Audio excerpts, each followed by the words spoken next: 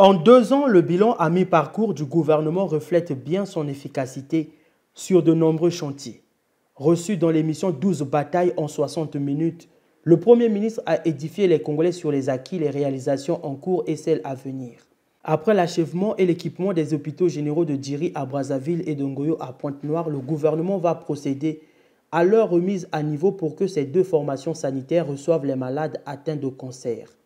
Très vite, il sera conduit à terme la construction des hôpitaux généraux de Wisso et de Sibichi. La formation des personnels soignants en quantité et en qualité va se poursuivre. Toutefois, le gouvernement a mis à jour l'ensemble des lois qui renforcent aujourd'hui la lutte contre la corruption. Autre engagement concerne l'incitation à l'entrepreneuriat.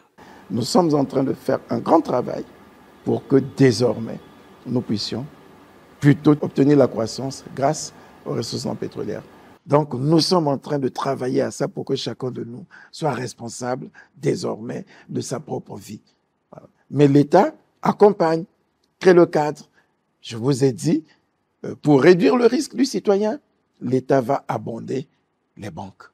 Mais ce qu'on attend des banques, c'est qu'elles gardent la même rigueur. Au cours de l'émission 12 batailles en 60 minutes, le chef du gouvernement Anatole Koliné-Makosso a aussi fait des annonces au sujet des nouvelles dispositions envisagées dans les secteurs de l'électricité et de l'eau.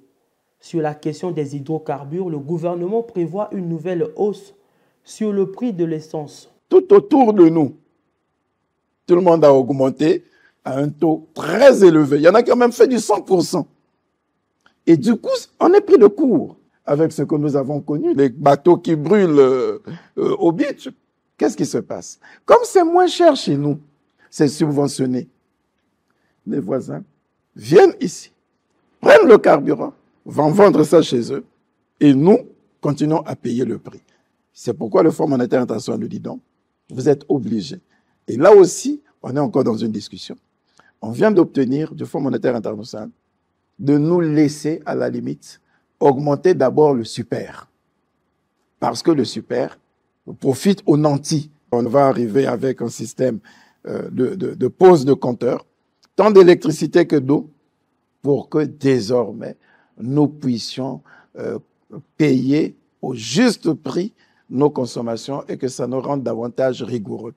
Dans la première partie de l'émission 12 batailles en 60 minutes qui a braqué les projecteurs sur le décryptage des 3 premières batailles du programme d'action du gouvernement, le Premier ministre a conclu que 14 engagements sont comme acquis, 7 en cours d'acquisition et 3 non acquis, notamment la construction du barrage de Sunda, celui de Cholet et du pont route rail Kinshasa-Brazzaville qui reste un défi majeur à relever.